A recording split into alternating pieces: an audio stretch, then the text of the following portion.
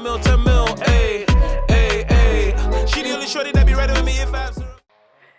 All right, welcome to Nana's Lens. I'm Nana, as you guys know, from the Juxtaposition podcast. But, you know, it's a little bit different. You know, just me, by myself, one-on-one interviews. And today, I have a special guest, guys. I got Keesa. But wait, before you talk, let me just do my little, you know, my introduction, okay? So today we have a special guest, like I said, Keesa. This person is the founder of the first women's paid summer league in Toronto. She has been featured in the Toronto Star for this league and because of the way she continues to give back to the community through her work. This league I'm talking about is HoopQueens. I said it, HoopQueens. Just like on her, some people say Hoops Queens, but I'm gonna say HoopQueens, okay? And the founder, she's a founder and she's my special guest today. So please welcome Keesa. Thanks for having me. Thanks for having me. I appreciate it. And I was telling her off camera, you know, I'm a little bit nervous right now, but it's gonna go away. I'll tell her off camera, I really appreciate it because this is like the first, you know, one-on-one interview I have. And, you know, I DM'd her and she responded within 30 minutes. So from that, it's all love because I messaged with some people and, you know, they didn't respond. But it is what it is. You know, sometimes you need that in your life. Yeah. But first, can you tell us about yourself and where did you grow up? So born and raised in Scarborough, moved to Markham, lived my life mostly in Markham, and then I moved to Whitby about a couple years ago, and now I'm out there. I played on Yace growing up, so that's, you know, the West End connection. And then I played ball all my life, got a scholarship to go PEI and New Brunswick, and then I came back, tore my ACL and stuff like that, but I came back. Played at Nipissing University in Ontario, that's up north, and then I graduated in 2019 with my business finance degree, and then I started HoopQueens, got into coaching, started HoopQueens, and then pandemic hit, and then I'm a full-time entrepreneur, so quit my job about 3 months ago. Is this scary? Because I always hear the people, you know, they do the 9-to-5, whether entrepreneur, not fully being in the world of entrepreneurship. Is it like, how is it? Like, it's honestly, I wish I did it earlier, but I also was very scared to make that jump and like, okay, financially, how am I gonna like sustain and, you know, how am I gonna, you know, live day to day? Like, I'm so used to this 9-to-5 life, right? But I would never go back. And I'm so happy that I did it, and Let's talk about your, you know, let's go back a little bit. You said you played on Yace, and I'm assuming you played in high school, right? Yes. I played for Yace too, so it's one of like the great teams in Toronto, you know? But how's that experience, like connecting with, you know, girls, you know, that look like you and, you know, girls that are good? How was that experience, you know, connecting with people like that? Honestly, like growing up, I didn't see any like women coaches and like women, like young women coaches especially. Like I didn't really see that representation, but I always had those like father figures, big brothers. So I knew like that mentorship played a necessary like part in my like growth of success, and it still does to this day. And I really wanted to see like, you know, if I had that mentorship, a female mentor or representation in my life, you know, how much greater would I be, you know? So I wanted to kind of be that representation. So that's the reason why I started HoopQueens. That's amazing. And you said how you tore your ACL. Yes. So, and you know, people can't see in the background right now. I got my man Manzi, you know, and I've been journeying through him a little bit, right? I could say a little. I've been journeying with him because he tore his ACL. So, you know, when I've been with him every day, you know, I kind of see like the struggle he's been in mentally and, you know, and just physically. So for you, you know, kind of experience, because I never had a major injury. Yeah. So how was it like tearing your ACL? Because I just hear in basketball and then they're back in the year and it's like, how the heck? It's like the worst injury ever, I think, especially for females, it's a lot more common in females. But I tore it literally the second last game of my, I think it was second last game of the season in my like second last year.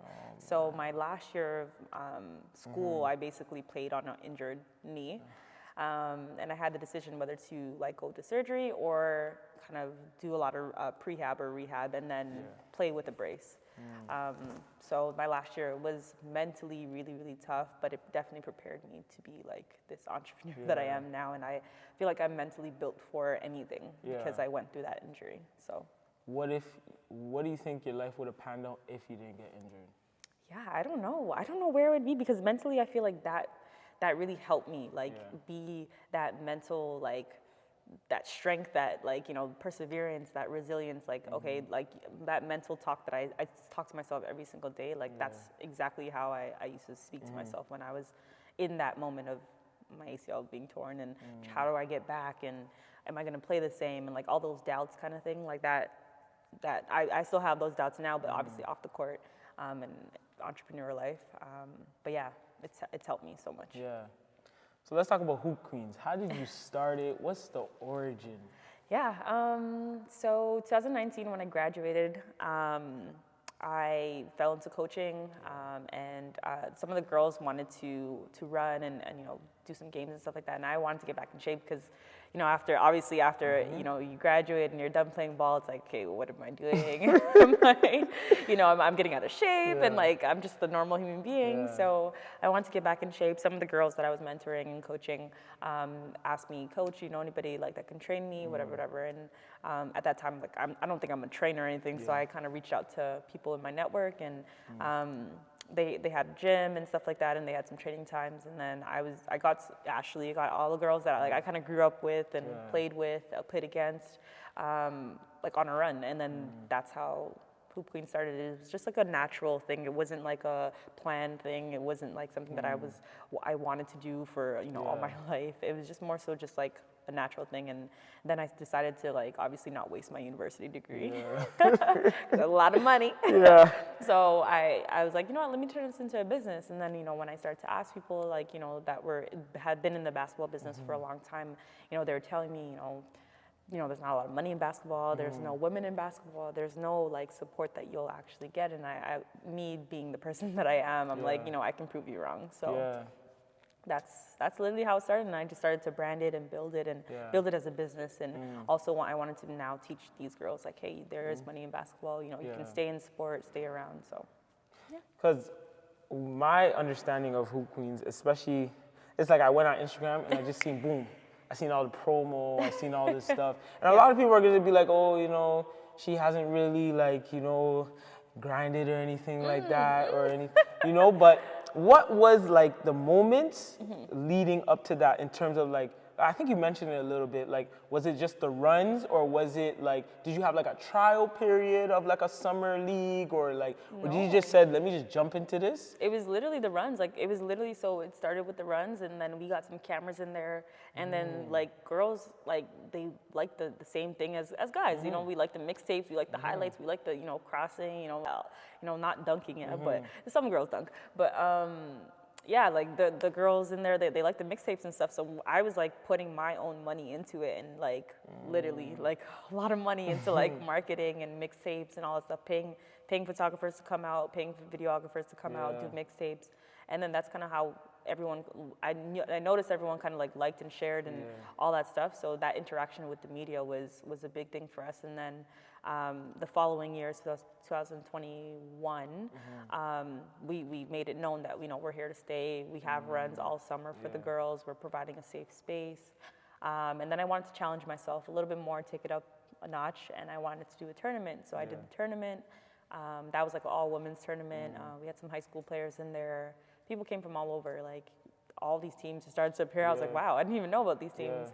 And then the following year, so that was 2021, 2022, in January, top of the year this year, I was, how am I going to challenge myself this year? And I came up with the summer league idea, paying the girls, and obviously everyone kept asking me, hey, when you coming out with the league, coming out with the team, I said no, like I'm not doing it. And then I was like, you know what, if I do a league, let's do it in a different way that's never been done before, because HoopQueens is kind of like like no one's kind of really seen the way like, you know, runs and stuff like that, like the way we do it. So I just figured out a way to do it and get it done. That's so amazing. yeah. You touched on making your space feel safe. Yes.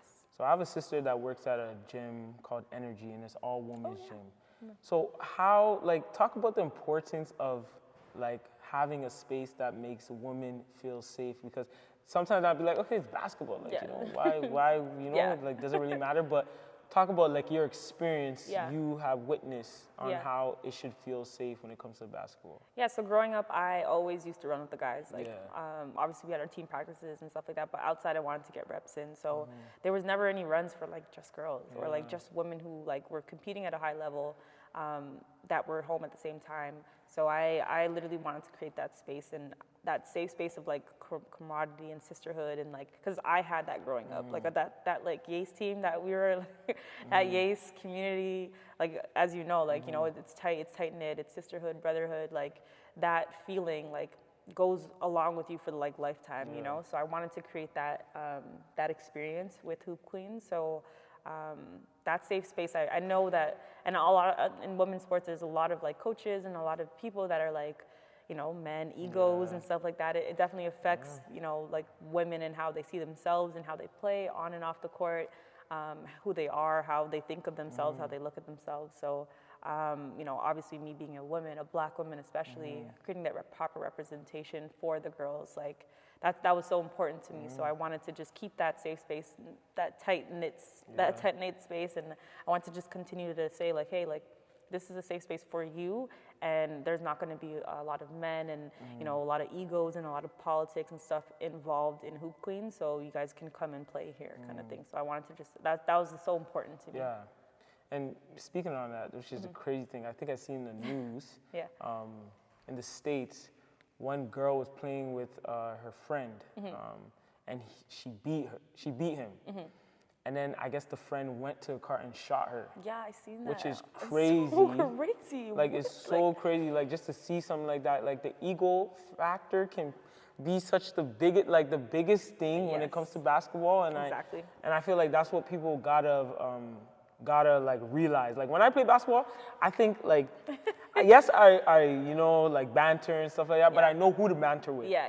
You know, but when you go to a place you're not really familiar with, and then you banter with someone, they be like, you want to take it more than basketball. It's like, what are you doing? Like you know, so it's like seeing that is like, and seeing that women are safe. Yeah, it just makes it great. And with runs and stuff, like I don't know if you've been to a run where there's like a girl there, but usually there's only one girl there, she usually has to like prove herself, or she has that chip on her shoulder kind of thing, like I can play with the guys too, right? So like with Hoop Queens and the runs, like they don't come in with that, like they, okay, we know somebody, I could beat that girl, like they still have that confidence, but they don't have that like, I have to prove myself to play with you guys kind of thing. So. Yeah. Yeah, and it's like when my sister used to play in this gym, actually, when my sister would come and play, I would treat her like anybody else. Yeah. I'll put her in the post, be physical with her. I'm like, why not? If I want to be playing with girls, I want them to treat me. Like, one thing I don't like is that when I would be playing with, like, girls will come and play, and then the guys, like, just backing off. Like, exactly. What are you doing? Yeah. Like, just guard play her. basketball. Like, you know? So it's like, I definitely... Yeah, I know there's a lot of, like, every time now I don't go to those runs, but, like, I used to go to those runs. I used to always, play me, step up, like, guard me kind of thing, so... I think they're scared to get embarrassed, to be honest. I know, and usually that starts to happen, and then, like, teammates start to yell at them, like, yo, guard her. She's actually shooting in your eye. It's like, yo, bro, get her. Like, bro, come on. But what's some of the obstacles you faced with starting this league up? Definitely funding.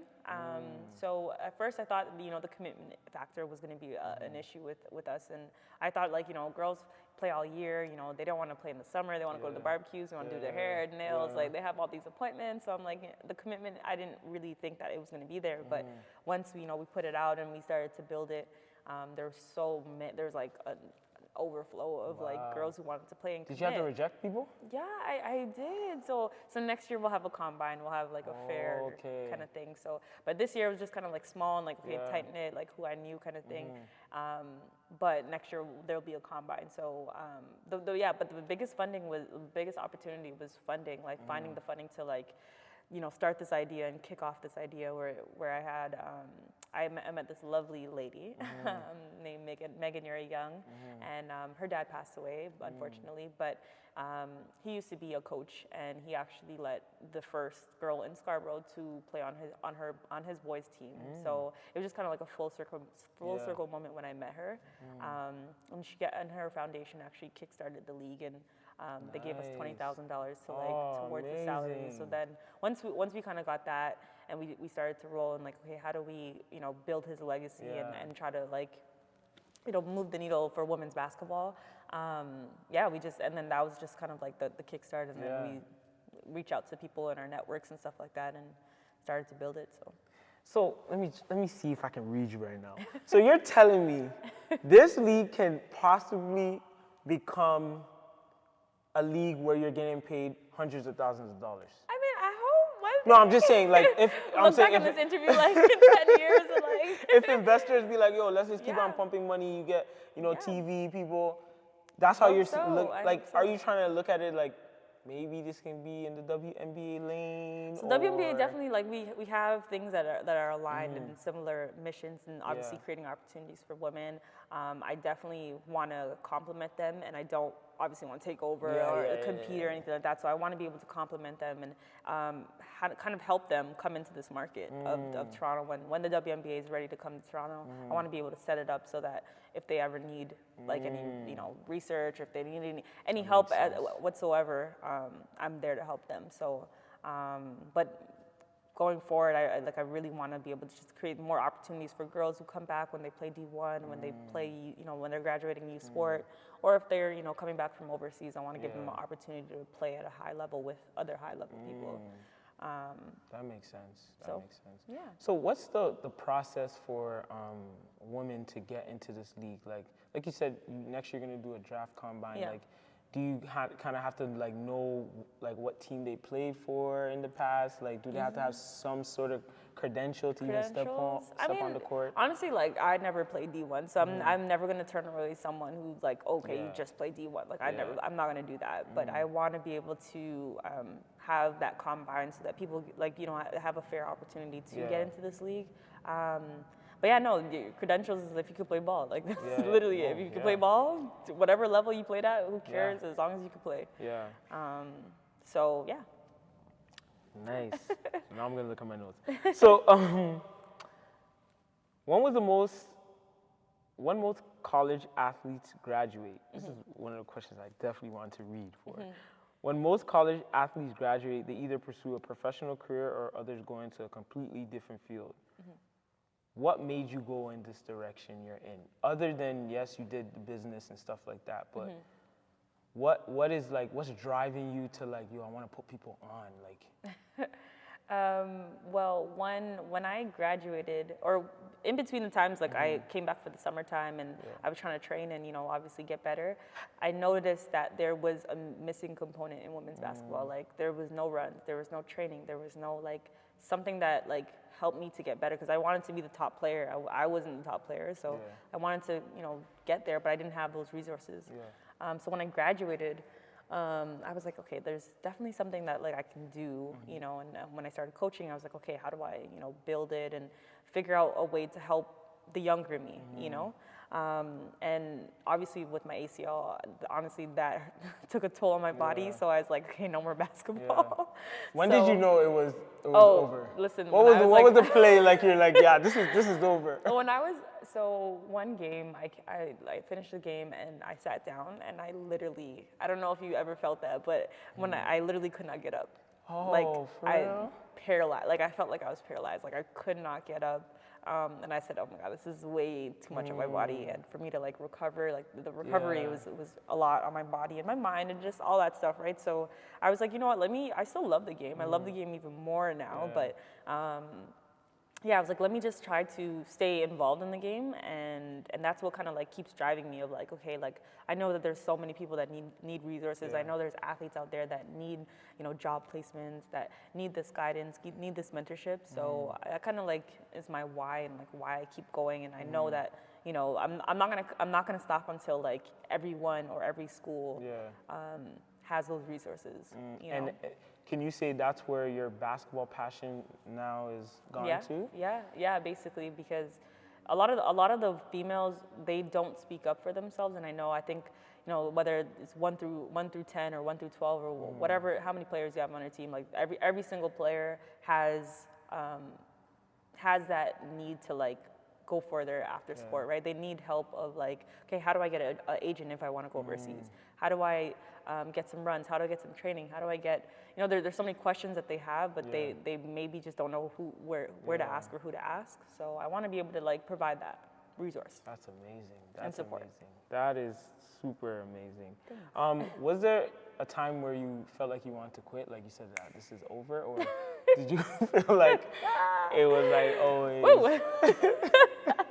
I mean, there are some days. There's definitely some days. Well, definitely some days where I'm like, okay, like, am I doing too much? You know, there's definitely doubt and stuff like that. You know, we're all human, but I always remember my why. Like, I always remember that there's someone out there that, you know, needs this word, needs this help, needs this support, needs this needs what I'm building. So it literally, like, I never think to like completely quit and walk away. But there's definitely times where I'm like, damn, I just need a break right now.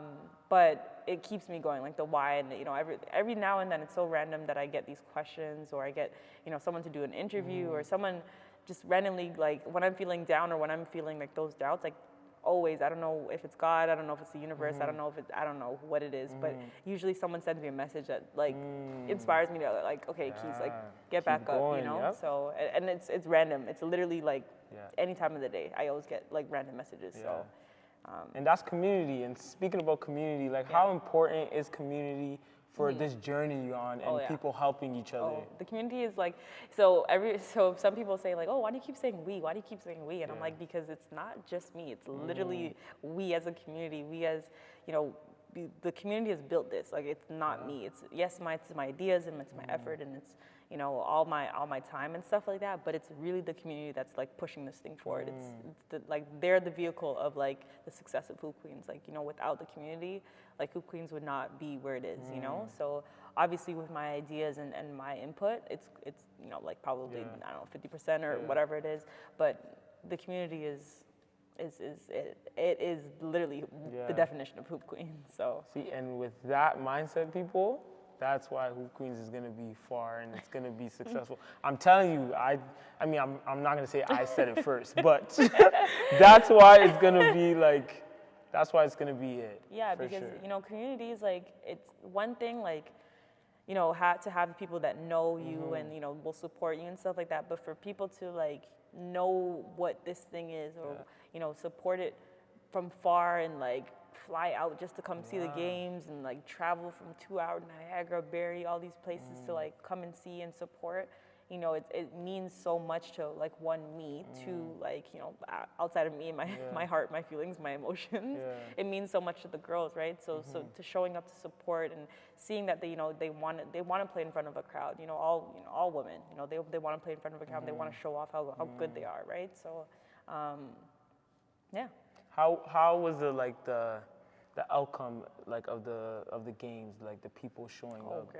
Great, amazing. Right? I mean, honestly, this first year, like, in my opinion, like the basketball, I would say could have gotten a lot better, but like even just like the level of play was amazing. But the girls, like, they got so much support. Like everyone, like their family members came out. Like people were just randomly that follow our Instagram just wanted to come and just watch it, feel the environment, feel the energy. Like, I don't know if you came, but it was like it was energy that like it was like unforgettable. Like we can never like redo that first year.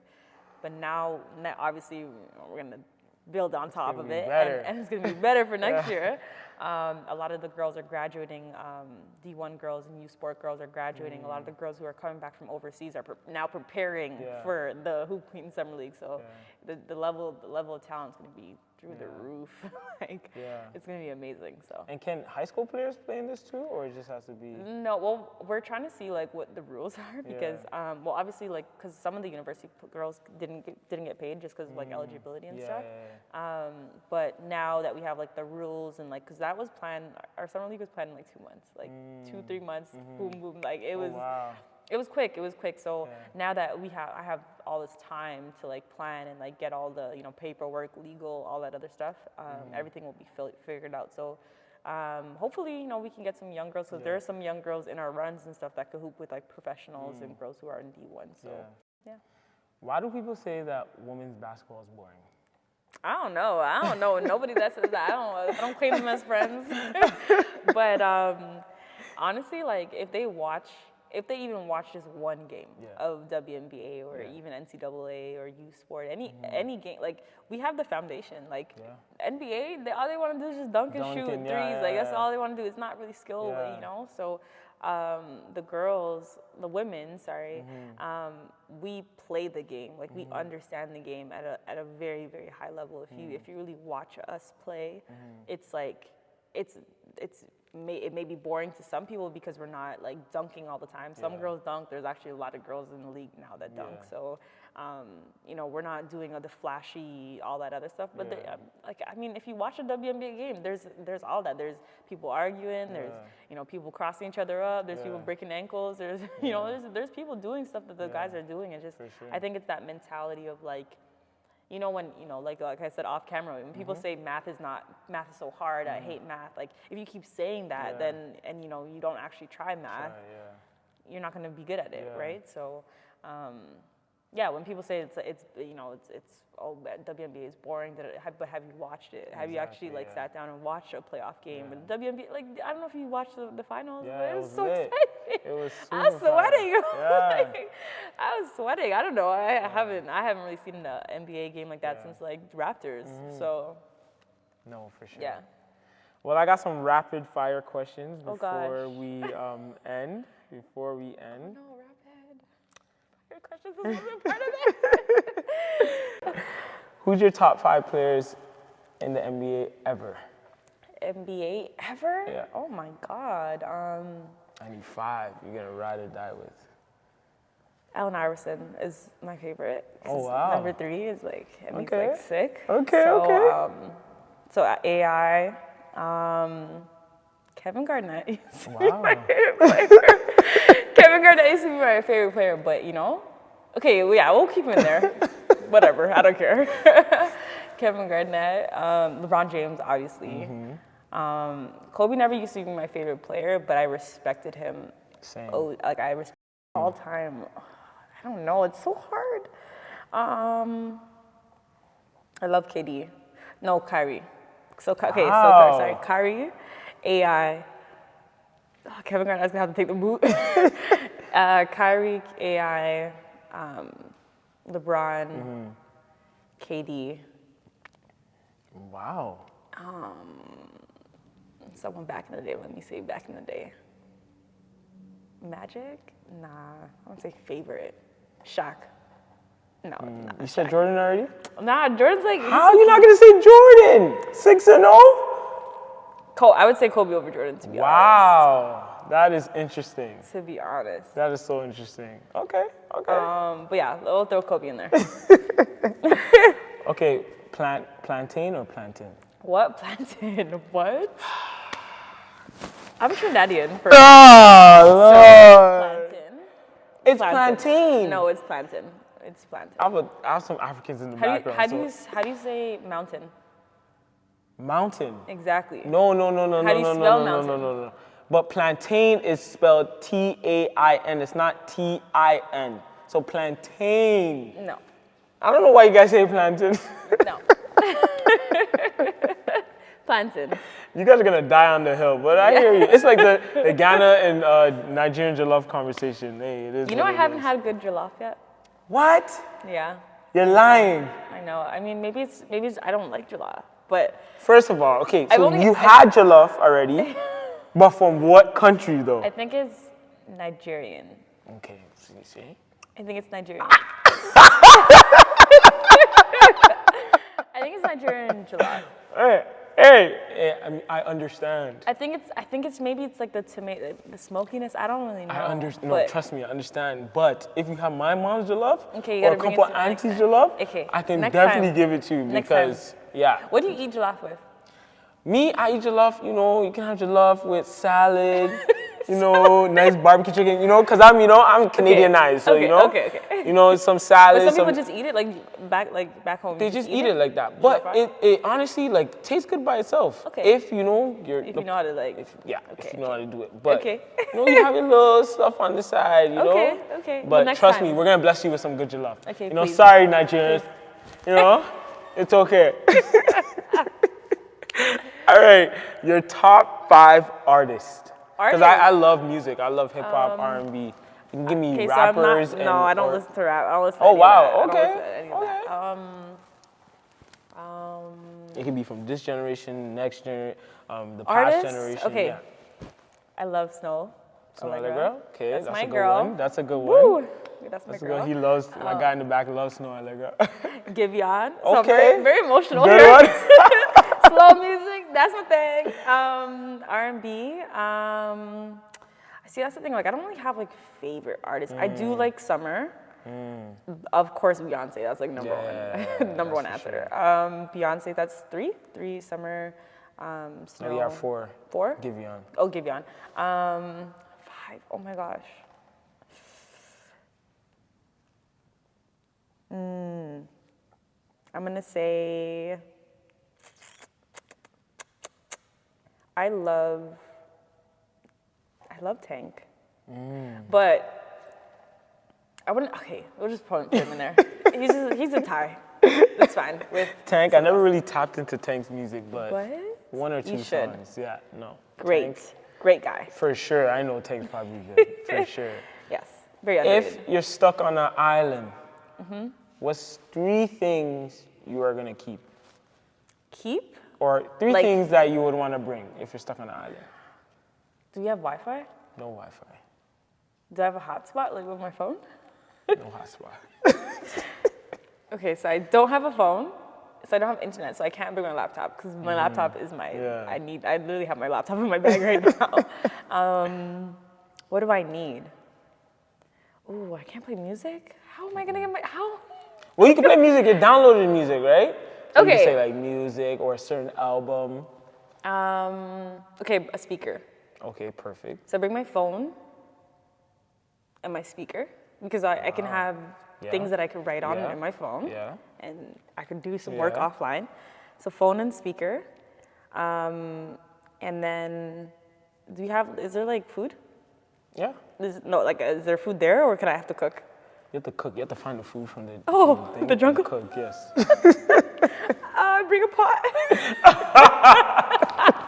You can live a boring life. I know. I'm very simple. Simple, that's I good. just need my work. I need my phone. I need my No, that's music, good. and then I need some food. That's it. That's good. Simple maths. Second last question I have, or the last rapid fire question I Mm-hmm. have. What's one book you would recommend people and why? Oh my gosh. The Power of Habits. That's what I'm rereading. Yeah. But I love that book so much, and I think a lot of people like success. Like not saying that I've reached success or anything like that, but I've realized the definition of success is like discipline and consistency and like figuring out your habits and like figuring out like why you have them, and then obviously everyone has like those lazy moments and stuff like that. We're all human. But figuring out like how to turn it back on and motivate yourself and stuff like that. So that book is so good. I hope everyone that's an definitely check entrepreneur it out. or someone that's wanting to change their habits reads it, because before I started HoopQueens, I was like really trying to like figure out that like weird transition of like graduating and like now I'm a normal person 9 to 5 and not playing sports. I was really trying to I was really down and out and just in my mind and like creating those, like I was literally falling into bad habits of like sleeping every day and like just taking naps. I mean, I'm like the nap queen, but but yeah, like just falling into bad habits, just eating like unhealthy and like not cooking as much and like just buying food and things that I knew that I could do because I cooked. I lived alone when I was in college, right? So things that I was just so like used to doing, I was like, okay, well, I don't need to do any of these stuff. I don't need to go to the gym. I don't need to like wake up early. I don't need to read. I don't need to do all the things that I need, like I used to do, because there's no one, there's no competition. So I fell into like those bad habits, and now I'm literally I still have a little bit of bad habits, but I'm now starting to figure out like discipline and consistency is like the recipe to success. So That's amazing. My last question for you: what's your vision for HoopQueens HoopQueens in the next 5 to 10 years? Just to continue to create safe spaces for women, whether it's a physical space or just more programming. at all levels. So now we have our junior HoopQueens going. So that's fall, winter, spring, summer. During the summertime, hopefully get like a summer camp going. Yeah, just create more opportunities for girls to be involved and have more paid opportunities. Yeah. So, yeah. That's amazing. Yeah. Well, thank you so much. I appreciate you. Thank you so much for having me. Appreciate your time spending out. Yes. She came super far, guys, but I enjoyed this interview. Thank you. Amazing, Me too, amazing guys. interview. So check out HoopQueens coming this summer, right? Yes. Next season. Yes. Donate because we can Yes, donate, right? yes, yes, Donate, yes. do all of that. We're gonna put the link in the bio. Yes. And do all of that because we want to see this project flourish. All right.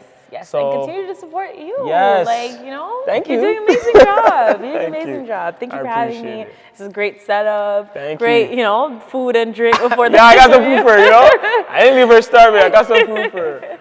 Thank you. That's amazing. I Appreciate you for appreciate having me. Thank you. No worries. Thank you. That's Nana's Lens. We'll see you later. Peace.